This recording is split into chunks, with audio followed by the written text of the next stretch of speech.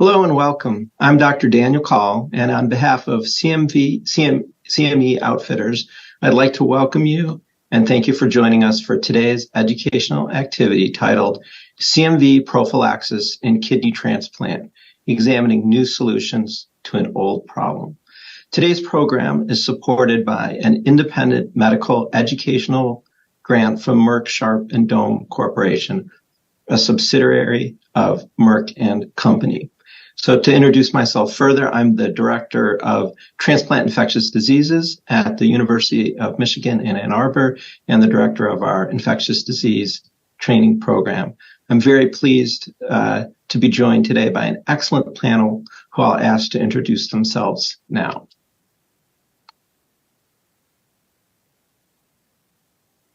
I'm Roy Bloom. I am a professor of medicine at the University of Pennsylvania's Perelman School of Medicine. I'm the medical director of our kidney and pancreas transplant program as well at the hospital of the University of Pennsylvania, and it's a pleasure to be here. And I'm Margaret Jorgensen. I'm a clinical pharmacist in abdominal solid organ transplant at UW Health in Madison, Wisconsin, and the program lead and creator of our CMV antiviral stewardship program. Great, thank you. So before starting our program, I want to express, my excitement at how unique an opportunity is to be on this panel. We, the three of us, represent different backgrounds, different roles, and different institutions.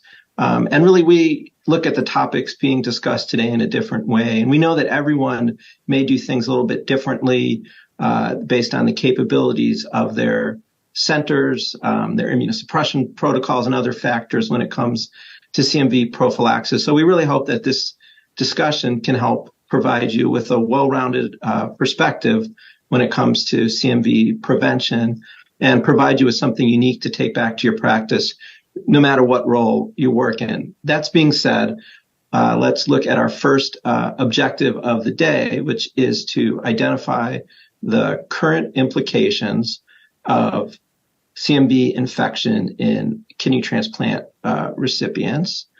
And we'll start with Dr. Jorgensen by taking a little time to tell us what CMV is and why it matters in practice. So, Dr. Jorgensen, could you start talking about this subject? Yes, thanks, Dr. Call. So cytomegalovirus, or CMV, is a ubiquitous herpes virus that causes primary infection followed by lifelong latency. So it's important to know that we're going to talk about a lot of antivirals and, prophylaxis treatment, but there is no cure for this virus beyond, the host immune system ability to maintain the virus in latency. So it's quite prevalent in North America. 50% of adults are infected by the age of 40. But most of the time you get infected in childhood, and really you don't even know you got CMV. Tends to be asymptomatic in immunocompetent people. However, in the setting of immunosuppression, like after a transplant, it can have severe manifestations. So, Dr. Jorgensen, we know CMV is a virus that can cause these complications, as you mentioned, in immunosuppressed patients. Could you drill down on that a little bit and tell us what these complications tend to look like? Definitely. And I think, we should probably review a little bit of the nomenclature before we get any further into it. So we'll refer to something called primary infection. So this would be an infection that occurs in a seronegative patient or someone who was never exposed to the CMV virus before transplant. And now after transplant, they're having, their first ever infection. We'll also talk about reactivation, which is recurrent viral seeding of the blood in a patient who had been exposed to CMV prior to transplant and should have pre-existing immunity. We also, when talking about CMV disease, classify these into two separate categories. So there's CMV infection, which really just refers to viral replication in blood and tissues, irrespective of symptoms. And then there's CMV disease, which could either be viral replication or end organ manifestations in the presence of symptoms. So the most common symptoms are fever, malaise, and leukopenia, and this is referred to as CMV syndrome, in the presence of viral replication. There can also be end organ manifestations, most commonly to the GI tract, CMV colitis, gastritis, or esophagitis. The CMV virus also tends to have a predilection for allograft tissue. So if you've had a liver transplant, you're more likely to have CMV hepatitis with elevated LFTs. If you've had a lung transplant, you're more likely to have CMV pneumonitis and so forth. Great. Thanks so much for that discussion. And let's take a second here for an audience response question. And the question is, which patient population of the ones you see listed below is at the highest risk for CMV infection? Please go ahead and vote, and then we'll discuss your results in just a minute.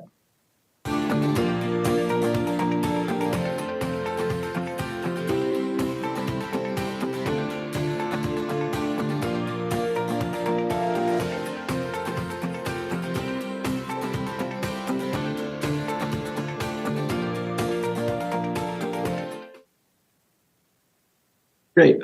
Thanks. So, Dr. Jorgensen, maybe we could just kind of discuss, as relates to that question, serostatus and level of risk.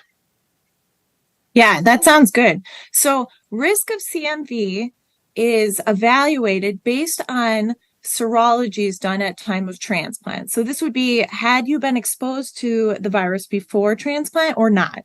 So the lowest risk patients are seronegative recipients. So they were never exposed to CMV prior to transplant, and neither was their donor. So there's no CMV in that picture. We anticipate that they won't have CMV disease. Of course, they still could be exposed in the community. Moderate risk are seropositive recipients. So this is a transplant recipient who previously was exposed to CMV prior to transplant, should have pre-existing immunity, and then their donor may or may not have been exposed. But the highest risk are these seronegative recipients. So they've never been exposed to CMV, they have no pre-existing immunity, and then they receive an allograft from a seropositive donor. So in the allograft is latent virus, and we essentially know that we're giving these patients who have no pre-existing immunity the CMV virus.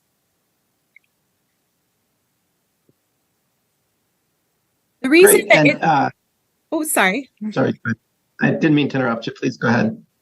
I was going to say the reason why it's important to evaluate risk at transplant is because despite the presence of these potent antivirals that we'll discuss later in the presentation, CMV disease still has pretty significant effects on the graft survival. So, it's associated with rejection. In this study, it is also associated with increased length of hospital stay, hospital readmission, and increased costs. So despite having these drugs to treat it, it still, is a problem in this modern day. Great. So fair to say CMV is bad. Agreed. All right. I think we can all agree on that one. All right. So let's move back to our original audience response question and see what we learned to answer this question. Which patient population is at the highest risk for CMV infection?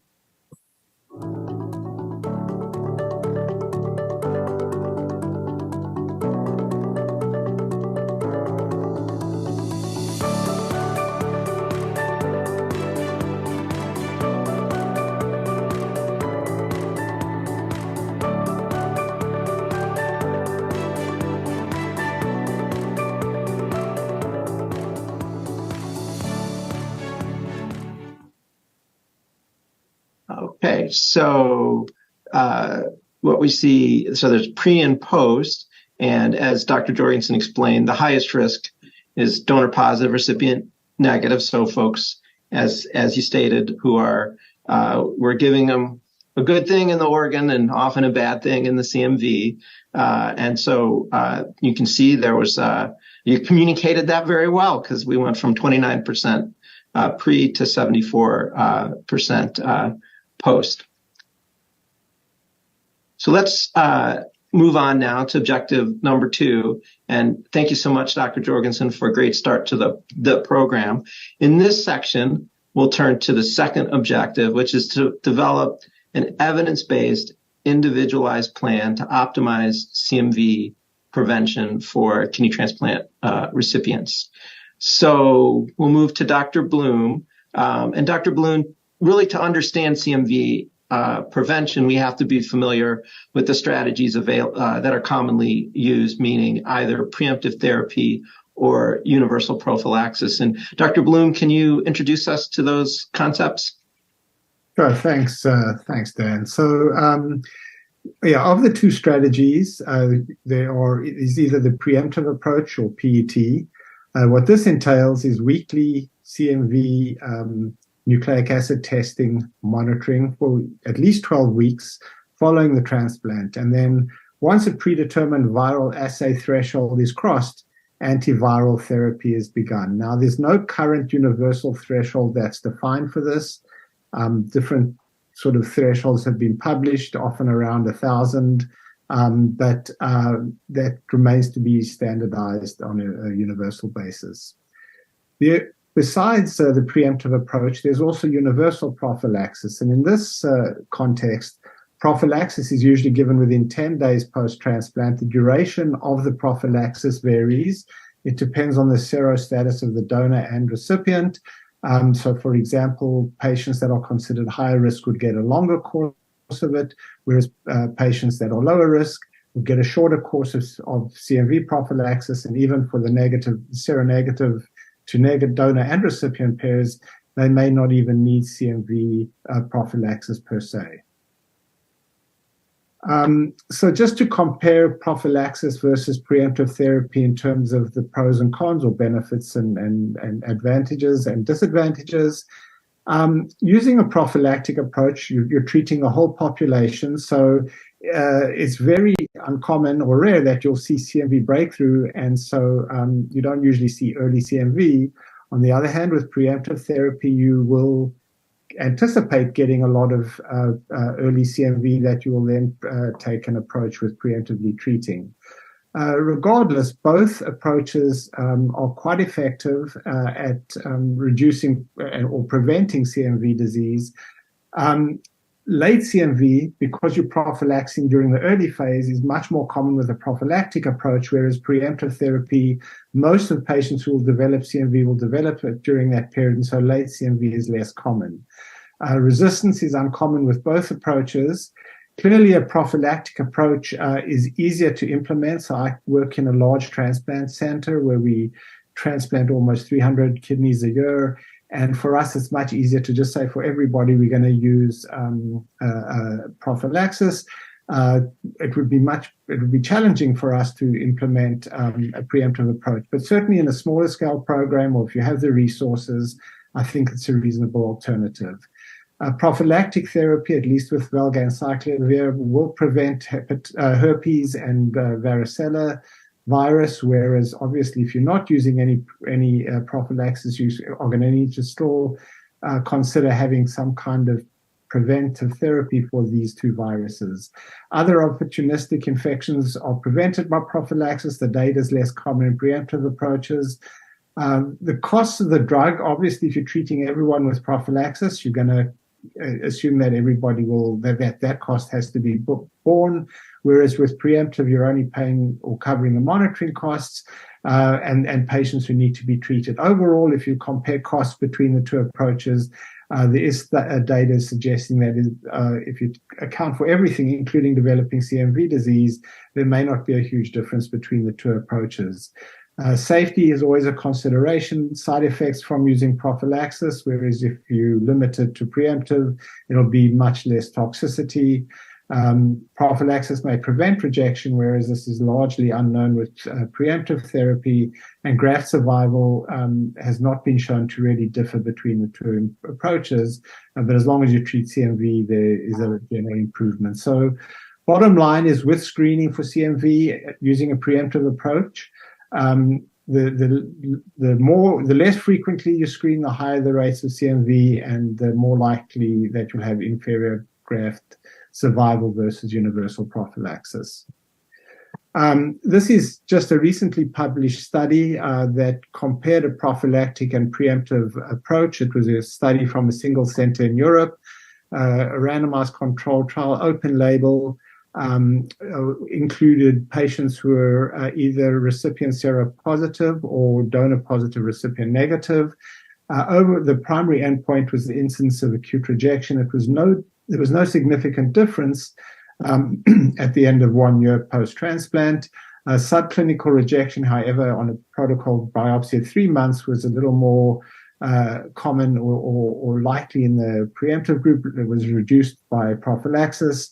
Preemptive therapy had higher rates of CMV anemia, which is not surprising. But overall, both strategies prevented CMV disease. By the same token, preemptive therapy was associated with a lower rate of neutropenia. Dr. Bloom, I've got a couple questions from the audience related to what you're talking about. And I don't know if you'll have an exact number for this, but the question is, what's kind of the cost for monitoring, if you know what that assay costs, at least in your center? Honestly, I don't. I can make a guess if you want. I think it's probably. Go ahead. I was going to say it's probably going to be a couple $100, something like that. Obviously what people bill and what they're actually able to collect can always vary, but that'd be my guess for a CMV PCR. But I could be off a little bit. And then one other question: if there's no universal threshold for preemptive treatment, how would we determine what the threshold should be? So, that points out one of the major problems. Yeah, I think that's a great question. So the study that I just showed you, for example, in that trial, they used a threshold of 1,000. They did whole blood monitoring, but they used the threshold of 1,000 as their point of initiating therapy in the preemptive group. We, in my center, do prophylaxis, but what we do when patients, let's say post-prophylaxis, when they become viremic, then our own practice is to use 1,000 for initiating treatment, even post-prophylaxis. So again, that's giving you the experience of this trial in my own center. That's 2 centers, but I think that's a reasonable start. But I think that's a good point in terms of knowledge gap or unmet needs in terms of understanding what that threshold should be. Yeah, and I'll just mention, because there's no set thing for donor positive, recipient negative. If I'm in a preemptive strategy, when I see viremia, then I'll start to treat it, because those folks don't have immunity if they're still in the prophylactic period. Well, thank you, Dr. Bloom, for your discussion on prophylaxis and preemptive therapy. There are some other questions on this that we'll get to in the question and answer therapy as well, but I think it painted a great picture as to the 2 different methods. So, Dr. Jorgensen, the rest of the learning objective will focus on some of the specific therapies used for CMV prevention, particularly in the universal prophylaxis scenario. But before we have you go through and discuss those, maybe you could talk a little bit about really what the end goal is of CMV prevention in all of these different strategies. Yes, thank you, Dr. Call. I agree. Before I get too into the weeds with drugs, because, as a pharmacist, we just love talking about medicine, I just want to remind everyone that there is no cure. The only way the patient develops freedom for life from antivirals is to develop cell-mediated immunity. So we want to create an environment that's conducive to cell-mediated immunity. And the antivirals are really just our tools to help the transplant recipient get to this. So historically, and currently, the gold standard antiviral for treatment and prophylaxis is ganciclovir and its oral prodrug valganciclovir. These drugs work great. They really revolutionized, the immediate post-transplant period and the treatment of CMV. However, unfortunately, they do have a pretty potent toxicity, which is this neutropenia and leukopenia we've been talking about a little bit so far. So in this retrospective study of 363 mixed allograft subtype transplant recipients, where they compared patients who received valganciclovir prophylaxis to those CMV donor negative, recipient negative patients who would have received just acyclovir. They found those that got valganciclovir had significantly more new onset leukopenia, neutropenia, and required a lot more GCSF to support them.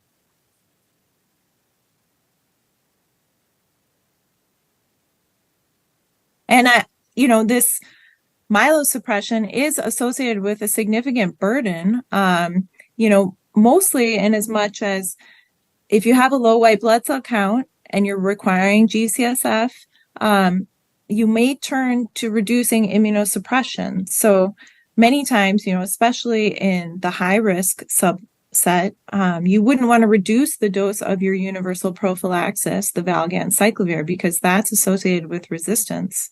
So instead, you turn to the mycophenolate because that is certainly a key side effect of that medication as well.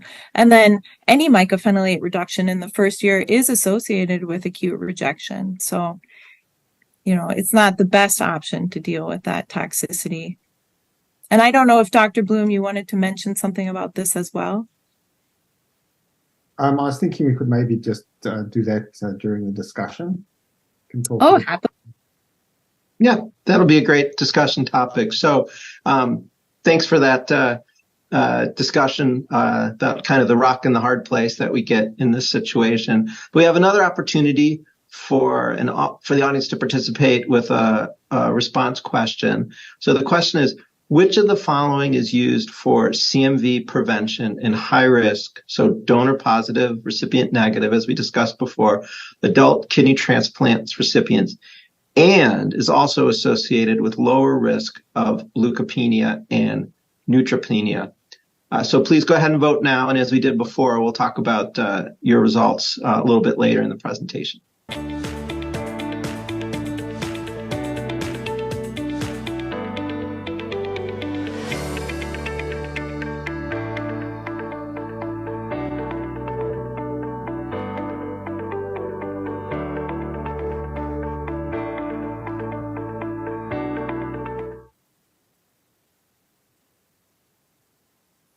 All right. Well, while you're thinking about your answer to that question, I also wanted to present this novel antiviral agent. So letermovir was FDA approved for prevention of CMV and high-risk kidney transplant recipients on June 6th of this year. While this medication, is similar to valganciclovir, it's available orally. Dose doesn't have to be adjusted for renal function. There are some important drug interactions that we'll talk about later towards the end of the presentation. And important to note also, this medication has a much more narrow antiviral therapeutic index. So it doesn't cover, HSV and VZV like valganciclovir would. But in the phase 3 trial, where they compared valganciclovir to letermovir along with acyclovir, they found, looking at a primary efficacy outcome of CMV disease through the first post-transplant year and a safety outcome that was a composite of leukopenia and neutropenia measured a number of different ways, they found that letermovir had a lower risk of these drug-related adverse events. So overall, there was significantly lower levels of leukopenia and neutropenia, and also it met its non-inferiority criteria. So letermovir was no different in efficacy as valganciclovir, preventing CMV replication in the high-risk CMV subset with improved tolerance.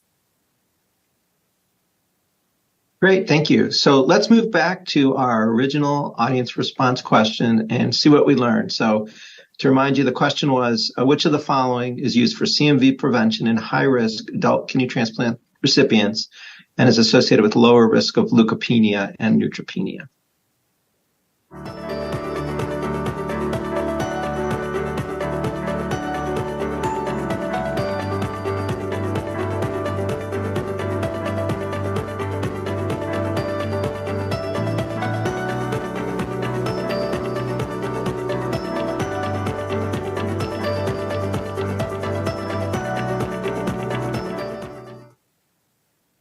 So you can see the results here, and the answer is A, letermovir.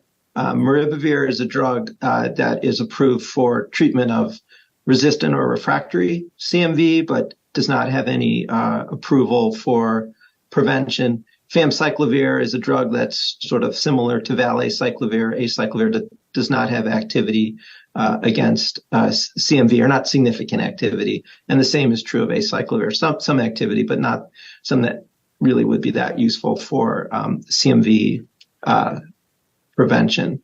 And any other comments, Dr. Jorgensen and Dr. Bloom, about this? Not currently. Fair enough. Yeah, I guess to me, what was striking here with the approval of this drug, I wasn't at all surprised that it didn't cause leukopenia, because we've been using it since 2017 in stem cell transplant patients for prevention, but that the efficacy was quite good and there was no emergence of resistance, which was my major concern prior to this trial, not so much the lack of side effects, because we drug had been approved and we were aware of that. Okay.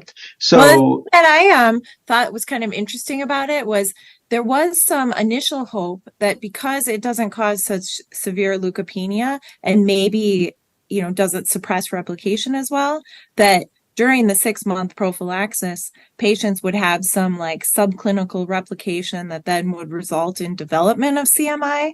But the fact that it's completely non-inferior, that means in those high-risk patients, post-prophylactic CMV is still going to occur. So you still need to be aware that just like when you stop valganciclovir, when you stop letermovir, it doesn't actually provide any additional benefit in that sense. Yeah, that's a great point. The main advantage is clearly the lack of toxicity, with a trade-off perhaps of some drug interactions to deal with, but things that we're relatively used to dealing with. All right, so let's move on to our last learning objective of the program, which is really about implementing an interprofessional team approach, including institutional policies or protocols to support optimal use of CMV prophylaxis therapies.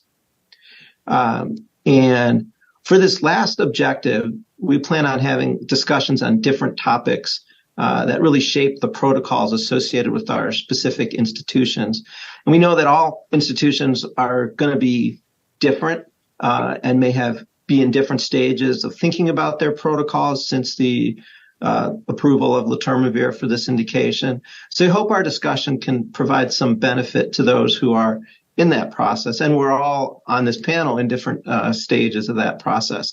So let's begin by talking about best practices for laboratories. And the issues are challenges in getting timely labs. And I think a lot of this would be around doing a preemptive strategy. And is this really realistic for your institution? And then how often and for how long do we order labs? Maybe we'll start with Dr. Bloom. You mentioned earlier, large institution might be difficult, but maybe you could elaborate on that a little bit.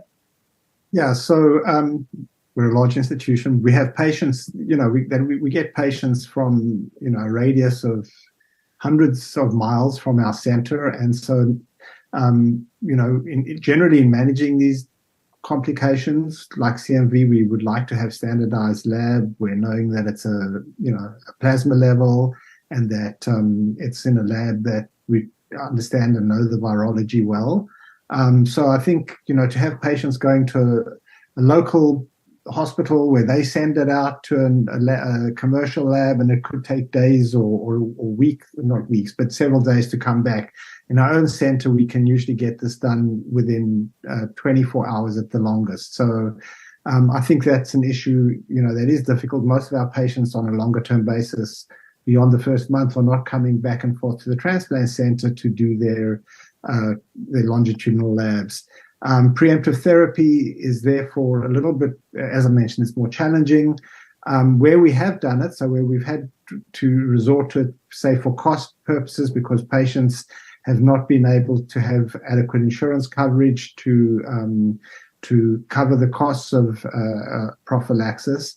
Where we've used preemptive therapy, we generally use it for the duration that we'd be doing prophylaxis. So, for example, if it was an indication for 12 weeks of prophylaxis, then we'd screen patients for that long with a preemptive approach. Great, thank you. Dr. Jorgensen, your thoughts about some of those issues? Yeah, so this is an issue near and dear to my heart because we have a very rural and geographically dispersed population here in Wisconsin. I mean, we're talking UP, Michigan, Minnesota, sometimes like as far away as Florida, the West Coast. And, even at my center, we do surveillance in the high-risk population after universal prophylaxis. So that would be considered a hybrid approach where you give universal prophylaxis with a drug for a set period of time and then convert to sort of a preemptive approach thereafter because of our very high rates of CMV we were seeing in the high risk population. So whether they're near or far, if they're high risk, they're required to get these labs. And we spend the majority of our time in the CMV stewardship program calling labs, requesting labs, calling patients. And really, if there was some way to ensure that the lab would really draw it. You think that it's the patient or, some communication error, but the lab will have the orders. The patient will get the draw. The patient will say, please, will you draw my CMV? Because we call them and tell them to say that. And still they don't run it. So it is very resource intensive. And then, in a high risk patient, if you were to miss 2 laboratories in a row, so you have a 3-week gap, the patient can present with viral loads greater than 10,000 due to their rapid replication rates. So it is definitely a challenge. I mean, we love preemptive monitoring. It really is avoiding antivirals and encouraging CMI, but there is a challenge to it for sure. Yeah, absolutely. I agree with both of you. I love the idea of it, and we know that it's been demonstrated in a clinical trial setting, at least in liver transplant patients, to result in less CMV disease over a year and better cell-mediated immunity, and that's obviously the cause of less CMV disease. But implementing it, getting the right lab drawn, the result communicated, an action taken on that result, the medication obtained and started, it's a huge challenge for preemptive monitoring, particularly in larger programs. Great. So let's move on to the next discussion point, which has to do with different serostatus groups and the choice of therapy, whether they're high risk, so the donor positive, recipient negative, moderate risk, which is recipient positive regardless of donor status.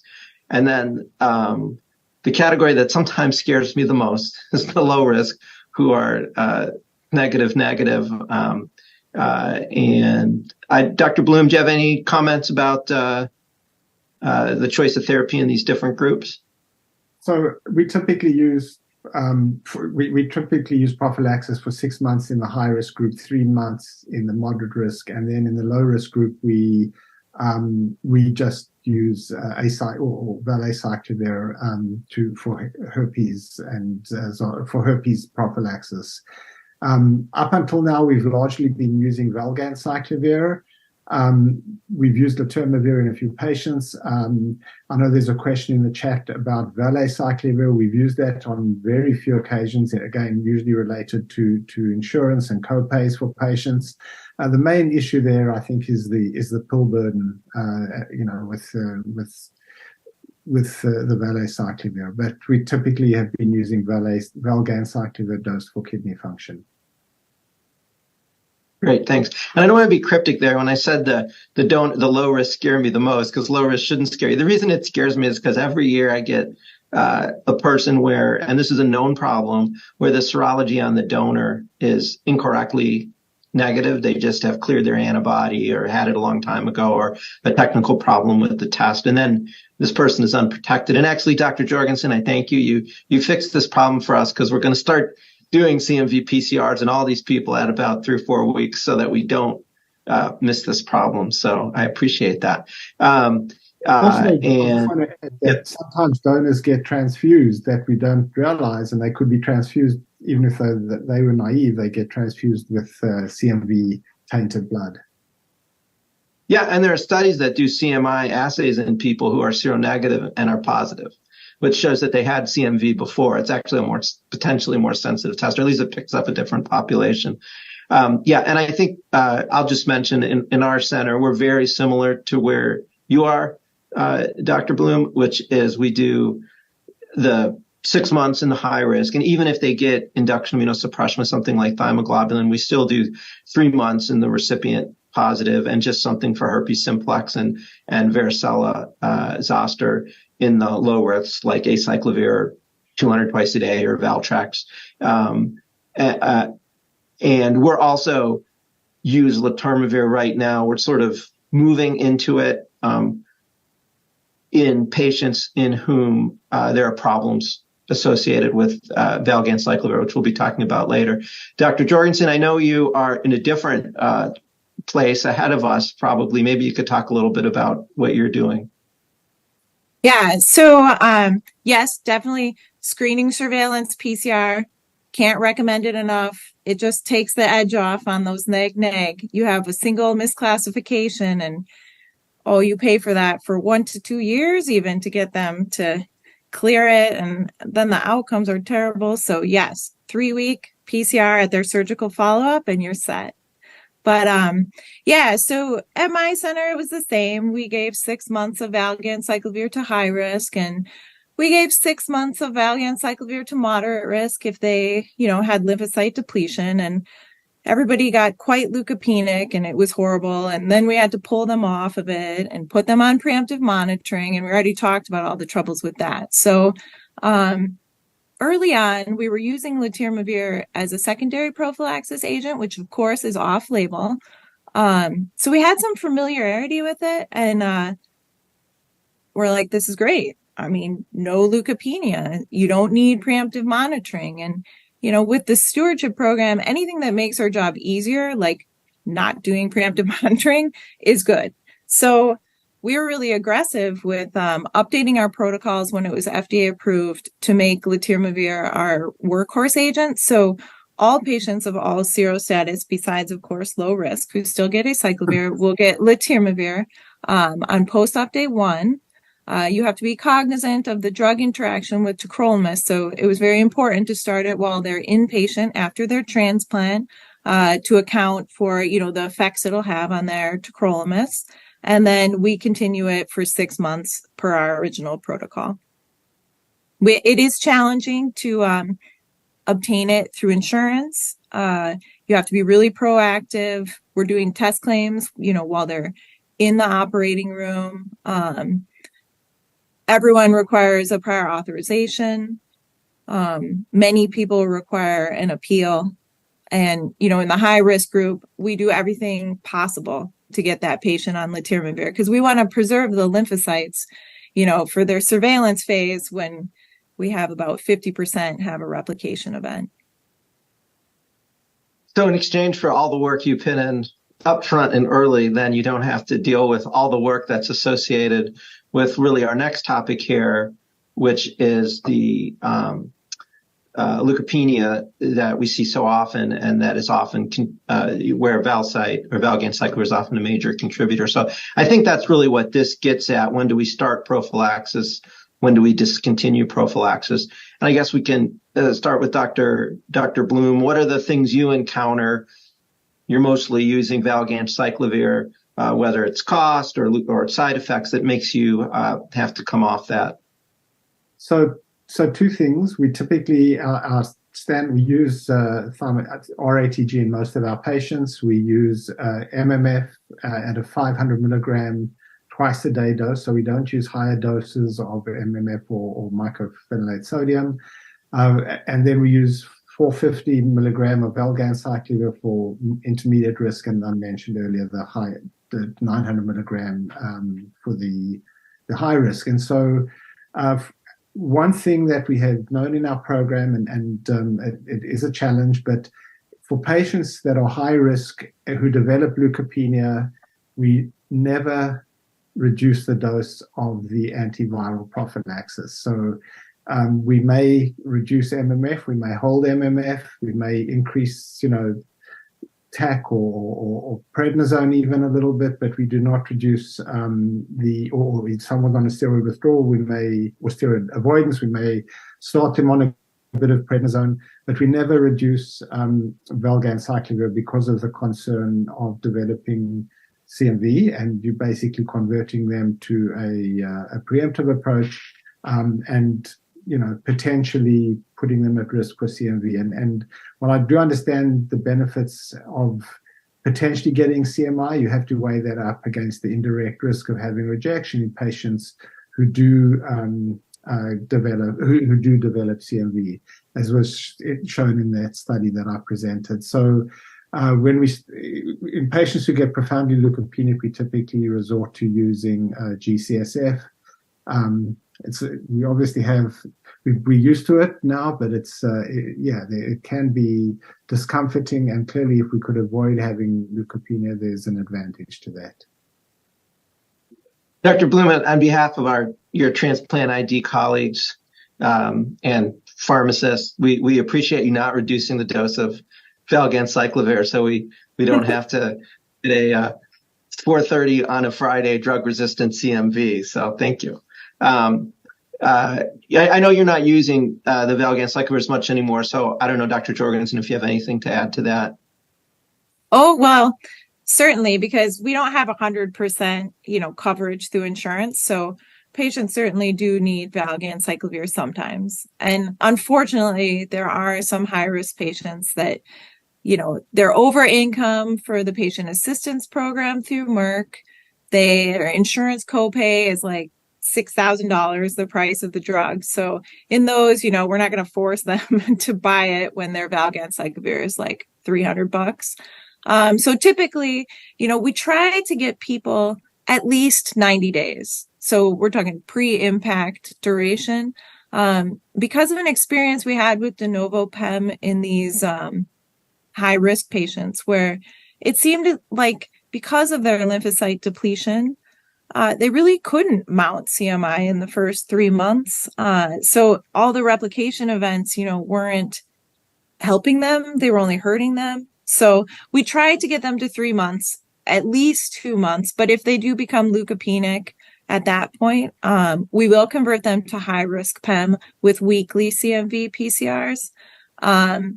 We also have started to run into an interesting issue with letermovir that you don't really see with valganciclovir. So typically you would give 6 months. And when telling the patient when to stop the drug, you're like, okay, it's June 6th, stop it on December 6th. But letermovir is dispensed in like a dose pack where you take 28 days. So there were some growing pains with like dispensing it in time so they didn't miss any doses to be on this like every 28-day schedule. And we often after the 5th dispense, we'll call the patient and say, well, how much drug do you have left? We need to figure out exactly when you're going to stop it and cancel the script. There's no point of having any leftover letermovir lying around. You can't use it for treatment. So best to just finish up the pack and then, do all the tacrolimus adjustment and that sort of thing. So yeah, you learn and grow with these new drugs and new protocols. Well, that is a great segue. You mentioned the tacro interaction. Maybe you could just touch on how you manage that interaction we obviously have with letermovir, but do not have to deal with valganciclovir. Right. So I like to think of letermovir as more, it's kind of like fluconazol's drug interaction, but it seems to have a quicker onset, about 3 to 5 days versus a week. So we do an empiric 50% dose reduction when starting letermovir, and then double the dose when stopping the letermovir. It's a little tricky if you're doing it on the inpatient setting because if you're getting daily tacrolimus levels, you won't necessarily see the full effect for a couple of days. So in that setting, you might want to just monitor, but in the outpatient setting where you're measuring time based in weeks and not days, you definitely want to empirically adjust with its initiation. Now, I just want to put in the caveat for my cardiothoracic transplant friends. If the patient is already on very potent CYP-mediated drug interaction kind of drugs like posaconazole prophylaxis, it is possible that such an aggressive dose reduction is not required because, at some point you've just saturated those enzymes and you really aren't going to have a bunch more drug interaction happening. So that's a very good pro tip. In the interest of time, I'll just mention this myself around HSV and VZV prophylaxis. But before I do, I'll make a shout out for Shingrix to get your patients. It's approved for any adult. They don't have to be over 50 if they're immunosuppressed or if they're about to become immunosuppressed. And we haven't had troubles at all recently with payment, but that's a great way to prevent some of the varicella zoster that you'll see after immunosuppression. But it's just, we put this in there just to remind people that unlike valganciclovir, letermovir does not have activity against herpes simplex or varicella zoster virus. So really, you have to add either acyclovir or Valtrex if they're on letermovir. And then cost. So this is a big one regarding the difference between valganciclovir and letermovir. Dr. Bloom, I don't know if you have any comments. Dr. Jorgensen had mentioned they do the test prescription and other things early, but whether you've had issues with getting letermovir covered.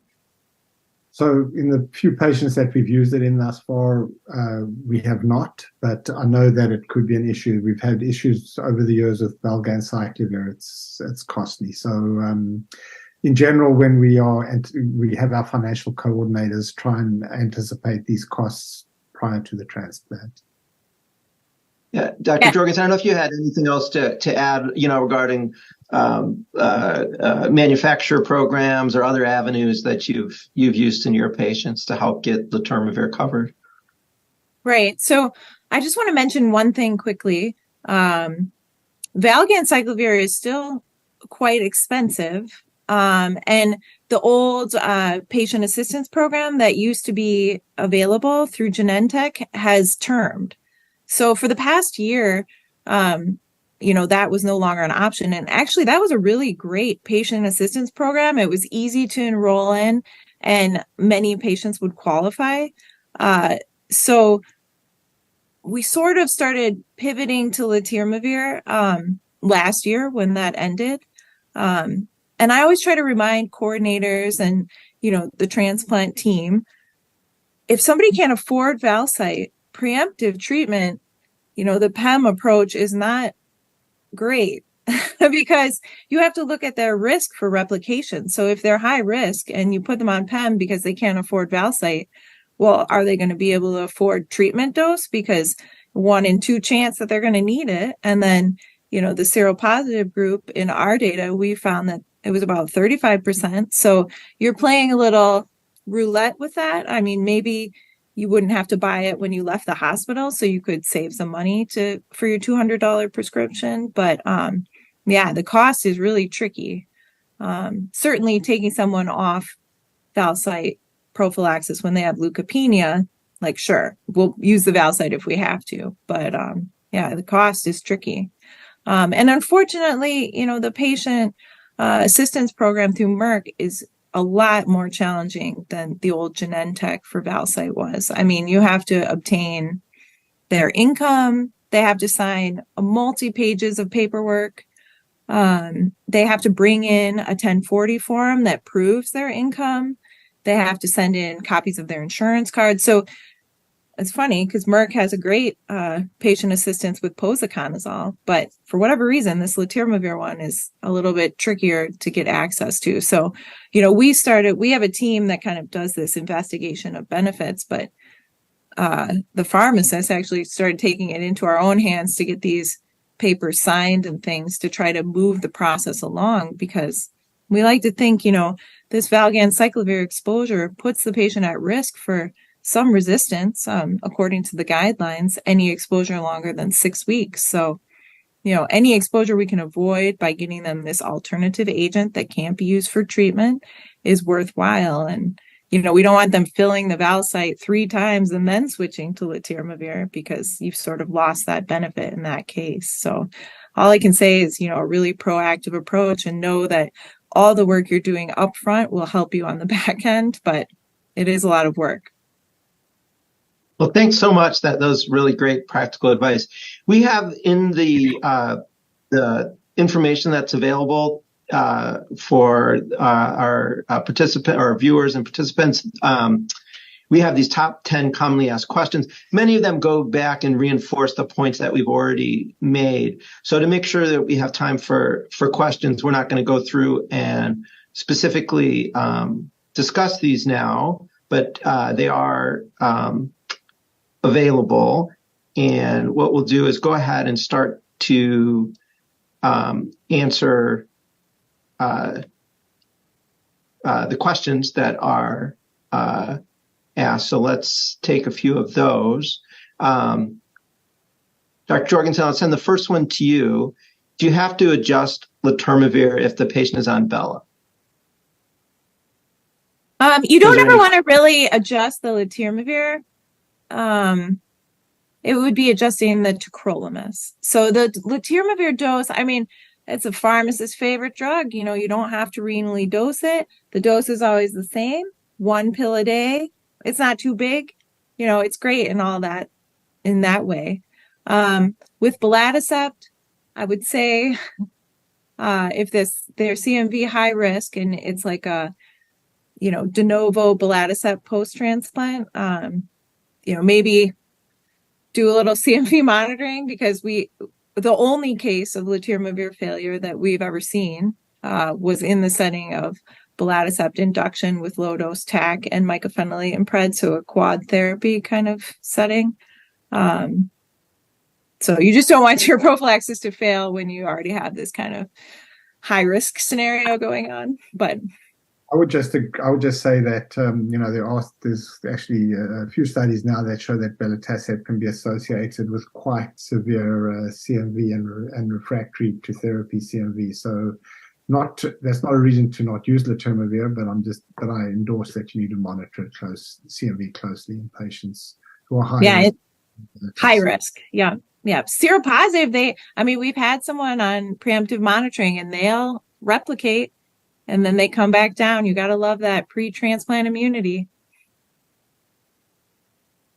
Great, thank you. Another question here. We've been focused, and the clinical trial obviously was limited to high risk, donor positive, recipient negative for the licensure of letermovir, which, if I recall, came like the same day the trial was published, which was kind of amazing.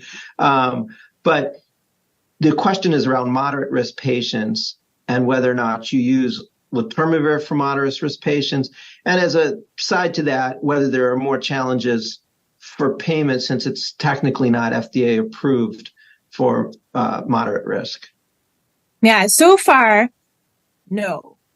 But I am a little concerned. Usually in the first 6 months or so, after it's approved, it's kind of like a free-for-all. At least this is what we experienced when it was FDA approved for BMT. We were able to get it for a lot of people after solid organ transplant because the insurances had not reviewed the formulary yet and created any limitations. So I'm a little concerned in the new year if we might get a lot of denials for the seropositive group. But to date, we've been able to get many seropositive patients on it, and it is just dreamy. You want to get rid of preemptive monitoring for those toxicities. Letermovir definitely solves that issue. Okay. And, we talked about this one a little bit, but maybe to just discuss again, and that's how do you manage viral resistance? Maybe I'll go ahead and take a quick stab at that and see if others want to add anything, which is One of the nice things now is that in the past, all the drugs we had for CMV basically worked at the level of the viral DNA polymerase, right? And so while you didn't always see cross resistance, you could even get cross resistance between valganciclovir, cidofovir, and foscarnet. But the nice thing about whether it's maribavir or letermovir is they both have different and unique mechanisms of action. So you don't see cross resistance between those two agents. So in terms of how we manage viral resistance, what I would say is that the drug that's approved, that has FDA approval for resistant or refractory disease, is not letermovir, it's maribavir. And I would say that's an option, but I would also mention that for people with very high levels of viremia or very significant end organ disease, you may not get what you want out of maribavir, and you definitely have increased risk of resistance with either maribavir or letermovir. So when we can, we try and use something like foscarnet, which obviously has toxicity issues, to bring down the viral load and then start them on maribavir.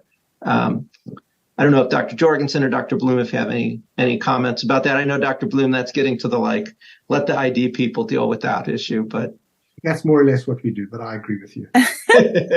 Yeah. Well, I certainly, that is an issue near and dear to my heart, because the best resistance is no resistance. And I can't say this enough. If you can be proactive, if you can monitor these patients before any problems develop and prevent them from happening, your life is so much easier and their outcomes are so good. So we had a horrible problem with CMV, ganciclovir resistance at the UW. And, these patients have very long lengths of stay. Their grafts outcomes are horrible because the drugs are incredibly toxic, foscarnet. We had someone go blind from cidofovir. I mean, horrible. So throughout the years of doing QI and trying to evaluate our stewardship program, we've really tried to drill down to, how can we prevent every bad thing from happening? And obviously, you can't prevent everything, but I do feel like the proactive approach with the monitoring of the high risk group, because if you're going to have problems, it's going to be in those patients, your seropositive patients, they have pre-existing immunity, which they can reconstitute. But the high risk people are the ones to keep the eyes on. So. Yeah. And on that note, I'll mention that, one of the things that I was most interested in, as I said before, as the clinical trial of using letermovir as prophylaxis in high-risk patients was, would we see resistance? Because you will see that if you give it to people with already resistant or refractory disease, or people who aren't tolerating other agents. And it wasn't observed. It was observed, and that was probably because the drug had to be stopped, or I doubt it was dose reduced in the clinical trial, and you had high levels of replication. So we're getting near the end of the program, and I want to go through these goals. So I want to thank the audience for their participation today, and I want to summarize these SMART goals, which stand for specific, measurable, attainable, relevant, and timely. And so our goals today were to identify the prevalence, burden, and risk associated with CMV in kidney transplant patients, to utilize scientific knowledge and clinical data of both novel and historically used medications in prophylaxis of CMV in patients with kidney transplants, and to implement specialist guidance and perspectives in the development of CMV prophylaxis at your institutions. And finally, to receive credit, you can see that there'll be a post-test and evaluation online. And I want to thank both Dr. Jorgensen and Dr. Bloom. I really enjoyed learning from both of you and discussing this issue. And again, thank CMV Outfitters for arranging this program. And thank you again for joining us, and be safe and take care.